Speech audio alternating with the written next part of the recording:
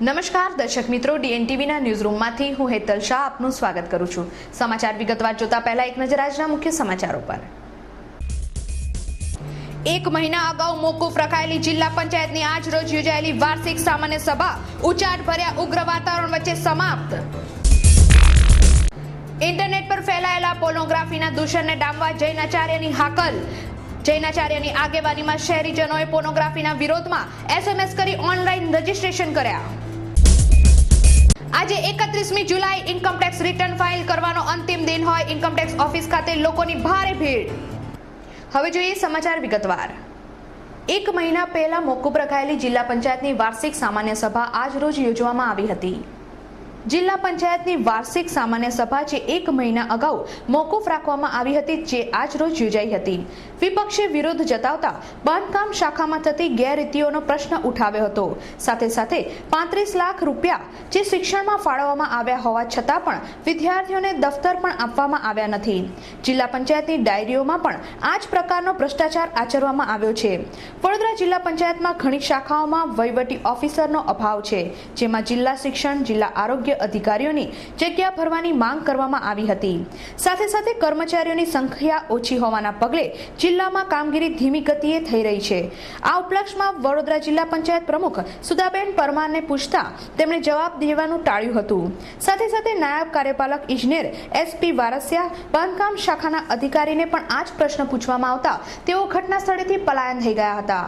આમ આજની સામાન્ય સભા ભારે ઉગ્ર વાતાવરણ વચ્ચે સમાપ્ત થઈ હતી। ઇન્ટરનેટ પર ફેલાયેલા પોર્નોગ્રાફીના દૂષણને ડામવા માટે જૈનાચાર્યની આગેવાનીમાં શહેરીજનોએ એસએમએસ કરી ઓનલાઈન રજીસ્ટ્રેશન કરાવ્યું હતું। ઇન્ટરનેટ પર પોર્નોગ્રાફીનું જે દૂષણ ફેલાયું છે તે યુવાધનને બરબાદીની ખાઈ તરફ ધકેલી રહ્યું છે।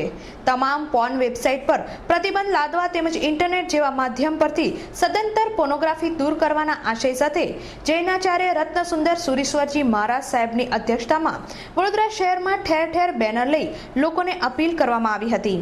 ત્યારે શહેરીજનોએ મોટી સંખ્યામાં જૈનાચાર્યના અભિયાનમાં જોડાઈ એસએમએસ દ્વારા ઓનલાઈન રજીસ્ટ્રેશન કરી પોર્નોગ્રાફી બંધ કરાવવાની મુહિમમાં જોડાયા છે। આજે 31મી જુલાઈ ઇન્કમટેક્સ રિટર્ન ફાઇલ કરવાનો અંતિમ દિન હોય ઇન્કમટેક્સ ઓફિસ ખાતે લોકોની ભારે ભીડ જામી હતી। આજનો 31મી જુલાઈ વર્ષ 2012-13નું ઇન્કમટેક્સ રિટર્ન ફાઇલ કરવાનો અંતિમ દિન હોય રેસકો સ્થિત ઇન્કમટેક્સ ઓફિસ ખાતે રિટર્ન ફાઇલ કરવા માટે લાંબી કતારો જામી હતી। ભારે ભીડના પગલે ઇન્કમટેક્સ વિભાગ દ્વારા વધુ કાઉન્ટર ઊભા કરી હંગામી ધોરણે સુવિધા ઊભી કરવામાં આવી હતી।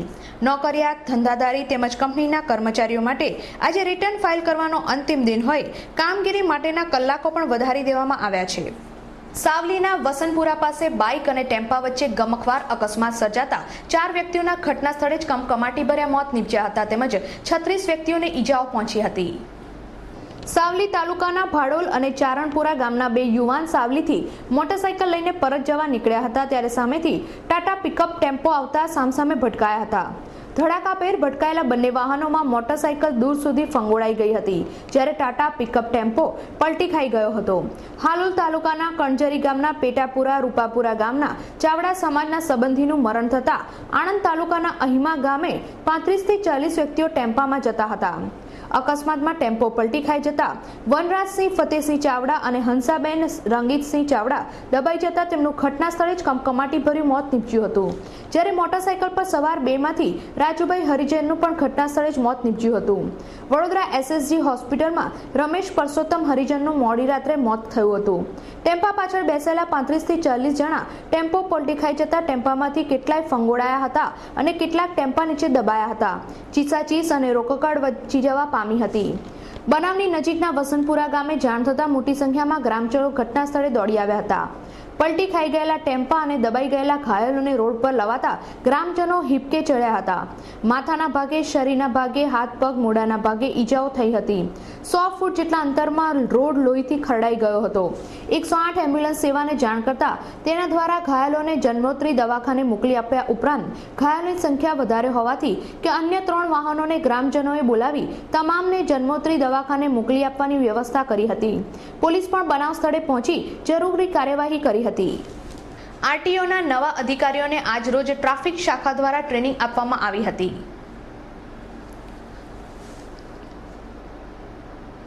અપૂરતા સ્ટાફના કારણે ભારે મુશ્કેલીઓનો સામનો કરી રહેલા આરટીઓમાં રાજ્ય સરકારે 10 સહાયક મોટર વાહન નિરીક્ષકની નિમણૂક કરતા આરટીઓની કામગીરી હવે વધુ સરળ અને ઝડપી બની શકશે। આ તમામ 10 અધિકારીઓ હજી કામગીરીનો અનુભવ ન હોવાના કારણે તમામ અધિકારીઓને 10 દિવસ માટે શહેર પોલીસની ટ્રાફિક શાખામાં અને ત્યારબાદ 7 દિવસ કોર્ટમાં ટ્રેનિંગ આપવામાં આવશે। વાહન વ્યવહાર કમિશનરના આદેશ મુજબ તમામ 10 અધિકારીઓને પહેલા 10 દિવસ માટે ટ્રાફિક શાખામાં ટ્રેનિંગ આપવામાં આવશે, જેનો આજથી પ્રારંભ થયો હતો અને ત્યારબાદ તેમને કોર્ટમાં પણ ટ્રેનિંગ આપવામાં આવશે। તમામ અધિકારીઓ નવનિયુક્ત હોવાને કારણે તેઓ પોલીસ દ્વારા કેવી કાર્યવાહી કરવામાં આવે છે તેમજ પોલીસ તેમજ આરટીઓ દ્વારા થતા કેસ બાદ કોર્ટમાં કેવા પ્રકારની કાર્યવાહી થતી હોય છે તેનું પ્રેક્ટિકલ નોલેજ મળી શકે તે ઉદ્દેશ્યથી તેમને આ બંને જગ્યાએ ટ્રેનિંગ માટે મોકલવામાં આવ્યા છે। મહારાજા સયાજીરાવ યુનિવર્સિટીની ગર્લ્સ હોસ્ટેલમાં 50થી વધુ વિદ્યાર્થીનીઓને રહેવા માટે એડમિશન નહીં મળતા આજરોજ એનએસયુઆઈ દ્વારા ચીફ વોર્ડનની કચેરી ખાતે ભારે હોબાળો મચાવવામાં આવ્યો હતો। મહારાજા સયાજીરાવ યુનિવર્સિટીમાં પ્રથમ વર્ષના અભ્યાસક્રમનો પ્રારંભ થઈ ગયો છે, ત્યારે ગર્લ્સ હોસ્ટેલમાં 50થી વધુ વિદ્યાર્થીનીઓને રહેવા માટે એડમિશન નહીં મળતા ગત સાંજે પૂર્વ જીએસ અભિષેક પંચાલ સહિત એનએસયુઆઈના કાર્યકરોએ ચીફ વોર્ડનની કચેરીએ પહોંચી ગયા હતા, પરંતુ ચીફ વોર્ડન પોતાની કચેરીમાં હાજર નહીં મળતા વિદ્યાર્થીઓએ ભારે સૂત્રોચ્ચાર કરી વિરોધ નોંધાવ્યો હતો। લઘુમતી કોમના વિદ્યાર્થીઓને સમયસર સ્કોલરશીપ આપવા બાબતે આજરોજ યુથ કોંગ્રેસ દ્વારા ડીઈઓ કચેરી ખાતે આવેદનપત્ર પાઠવવામાં આવ્યું હતું। લઘુમતી કોમના વિદ્યાર્થીઓને કેન્દ્ર તેમજ રાજ્ય સરકાર દ્વારા સ્કોલરશીપ આપવાની જાહેરાત કરવામાં આવી છે, પરંતુ શાળાના સત્તાધીશોએ અમને કોઈ જ સર્ક્યુલર મળ્યો નથી તેમ જણાવી લઘુમતી કોમના વાલીઓ તેમજ વિદ્યાર્થીઓને ધરમધક્કા ખવડાવે છે। લઘુમતી કોમના વિદ્યાર્થીઓને ખોટી હેરાનગી કર્યા વગર સમયસર સ્કોલરશીપ આપવાની માંગણી સાથે આજરોજ યુથ કોંગ્રેસ દ્વારા ડીઈઓ કચેરી ખાતે આવેદનપત્ર પાઠવવામાં આવ્યું હતું। મહાનગર સેવા સંઘની ઢોર પાર્ટીની ઉદાસીનતાને પગલે શહેરીજનો રખડતા ઢોરોને કારણે ત્રાહિમામ પોકારી ઉઠ્યા છે। મહાનગર સેવા સંઘની ઢોર પાર્ટીની નિષ્ક્રિયતાને પાપે શહેરના દરેક વિસ્તારમાં રખડતા ઢોરોનો ત્રાસ વધી જવા પામ્યો છે। શહેરના વિવિધ વિસ્તારોમાં વસવાટ કરતા ગોપાલકો ગાય તેમજ ભેંસને ધોયા બાદ રસ્તા પર રઝળતા મૂકી દેતા હોય છે। તાજેતરમાં રખડતા ઢોરને કારણે એક શખ્સ મોતના મુખમાં ધકેલાઈ ગયો હોવા છતાંય સેવા સંઘના અધિકારીઓના કઠોર હૃદય પર કોઈ અસર જોવા મળી નથી। આજ રોજ અમારા ડીએનટીવીના પત્રકારે શહેરમાં રખડતા ઢોરોને કારણે શહેરીજનોને પડતી મુશ્કેલીઓને કેમેરામાં આબાદ ઝડપી લીધી હતી। માંજલપુર સ્થિત સનસિટી વિસ્તારમાં છેલ્લા 2 વર્ષથી રોડની સમસ્યાનો પ્રશ્ન હલ નહીં થતા આજ રોજ આ વિસ્તારના રહીશ દ્વારા તંત્ર વિરુદ્ધ રોષ ઠાલવવામાં આવ્યો હતો।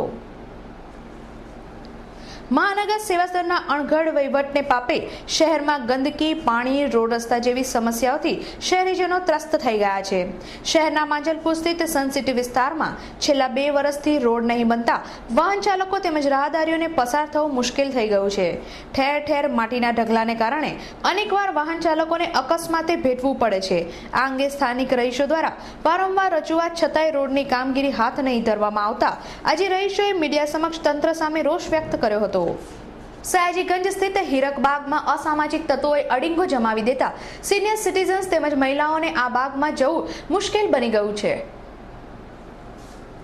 સયાજીગંજ પોલીસ મથકથી 100 મીટરના અંતરે આવેલ હીરકબાગમાં સવારથી જ અસામાજિક તત્વો પોતાના તંબુ તાણીને બેસી જતા હોય છે। દેશી દારૂની પોટલીનું સેવન કર્યા બાદ કોથળીઓ બાગમાં ફેંકી દેતા આવા તત્વોને કારણે સંસ્કારી લોકોને બાગમાં જવું દુષ્કર થઈ પડ્યું છે। દર્શક મિત્રો, ડીએનટીવીના ન્યૂઝરૂમમાંથી આજે બસ આટલું જ। આવતીકાલે નવા સમાચારો સાથે ફરીથી મુલાકાત થશે। ત્યાં સુધી ડીએનટીવી પરિવારની સમગ્ર ટીમને રજા આપશો। નમસ્કાર।